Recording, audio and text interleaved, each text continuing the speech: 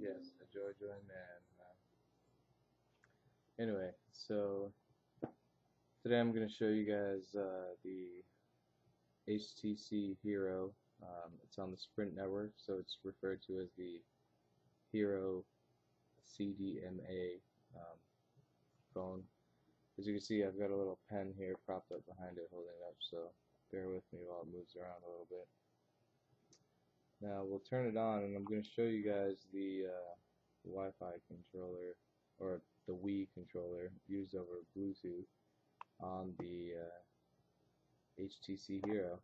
Now supposedly this can be used on any Android phone that supports HID or a human interface device over Bluetooth, which I'm using a Cyanogen Froyo or Android 2.2 ROM on this phone, which happens to support that. So searching the market for Wii controller, you'll find an app that uses the little Wii controller connect. Anyway, so you initialize and connect, and then hit the 1 and 2 buttons on the Wii controller. And you'll see that it's searching, and it found 0 Wiimotes, but that should change in a second here. Give it some time. If that happens, you may need to just disable and re-enable your Bluetooth. Certainly taking its time here. Let's try that again.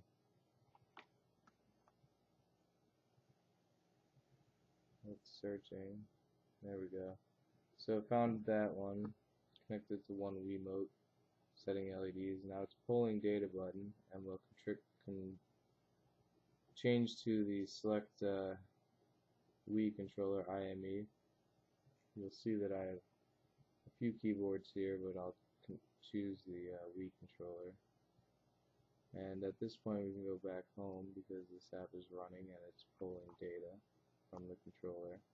Now I've previously mapped all my buttons that will be used in the Nintendo emulator, or NES-oid it's called on the marketplace.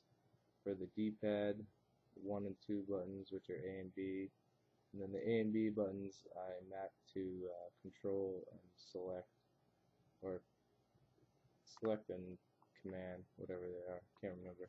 Anyway, so we'll launch the Nintendo emulator, and I don't know, Super Mario seems to work, so we'll test that out. Now it's going to try and resume a game, so I'll just select menu and reset the console or emulator. Now you'll notice the A button will toggle between 1 and 2 player. If you had a second Wiimote, you would simply initialize the command using the Wii controller IME Bluetooth interface that you downloaded from the market. But for our purposes, we're playing one person, one controller, and I mapped the B button down here to start and A is select. So you'll see that the D-pads left and right certainly works very well. And the 1 button I mapped to A, and watching the video on screen is a little delayed, so I'll actually watch the Android screen now and hopefully get a little further. Yeah.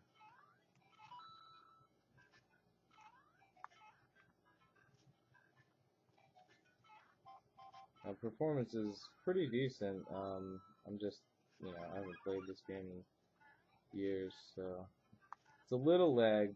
I mean, microseconds we're talking, milliseconds we're talking about. It's so minimal, the lag, but so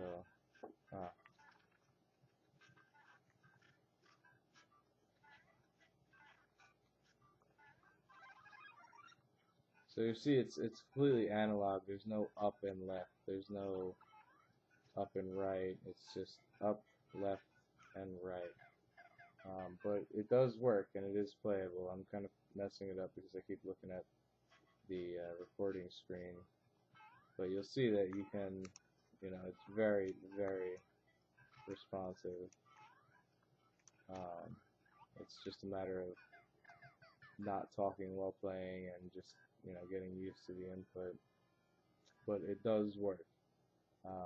You can actually assign the D-pad to navigate the Android operating system when it's not playing a game, but that requires remapping physical controller buttons to different Android commands and things, which can be done through the interface developed by the dude that I can't remember. But anyway, Wii controller over Bluetooth on any Android device certainly works. There's no doubt about it. Next thing to test it on is an Super Nintendo emulator, Sega Genesis emulator, and the PlayStation emulator, which was recently released for Android. So I guess we'll have to get back to you guys on that and see what happens. Alright, peace.